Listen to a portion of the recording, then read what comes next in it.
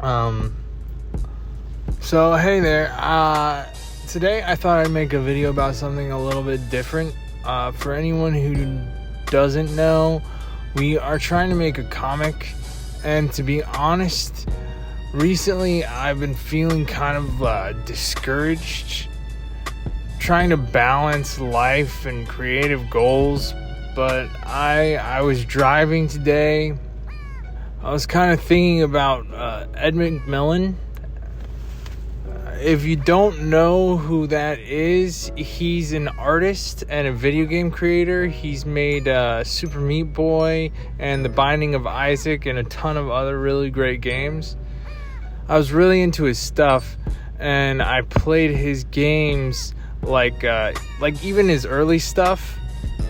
And it's really cool. Like, he's got a bunch of really, really great games. But yeah, he started off making these little flash games. He even made like 15 to 20 flash games before he ever made Meat Boy. And to be clear, Meat Boy was the build-up game before Super Meat Boy. So, and Super Meat Boy was like his breakout game. The release of Super Meat Boy was covered on this documentary called Indie-Game, the movie. The game came out. It was highly praised in the press. We got it interviewed by the Wall Street Journal. It got the second highest Metacritic score of all time on Xbox Live, and we sold like 22,000 copies of the game. Yep. I feel like I actually, for the first time in my whole career, I successfully did something that, that a majority of people liked. And it wasn't an alienating experience. Like, I'm notorious for making games that tend to alienate, or not everybody completely understands, and to make something that seems to have complete universal praise. Like, I can't help but think like I finally made something good.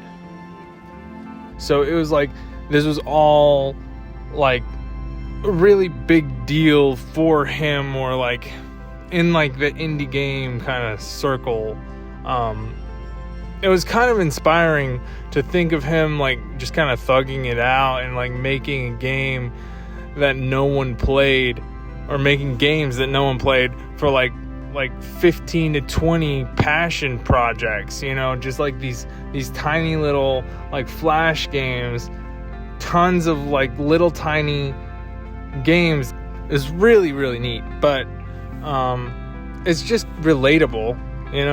I've had a lot of passion projects that went unseen, and I'm sure a lot of people have. Like, I think when people come on YouTube and start like yapping or talking about their project or their film or their animation, a lot of times it feels like you're being sold something. It feels like another commercial, when so much of the world already feels commercialized.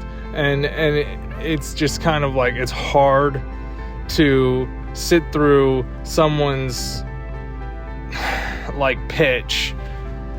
But I think there's a big difference between when you want something to be seen and when you want something to be sold.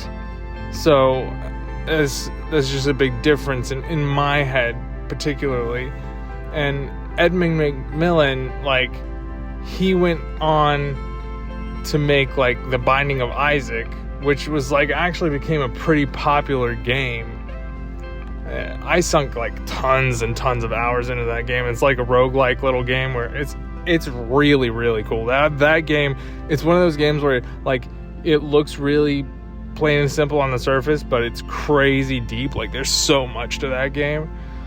And honestly, that game in and of itself is a pretty good analogy for trying and failing and then trying again. Like, you will go into that game and you will just try and like you will get beaten down. I don't know if you've ever played it, but it really is.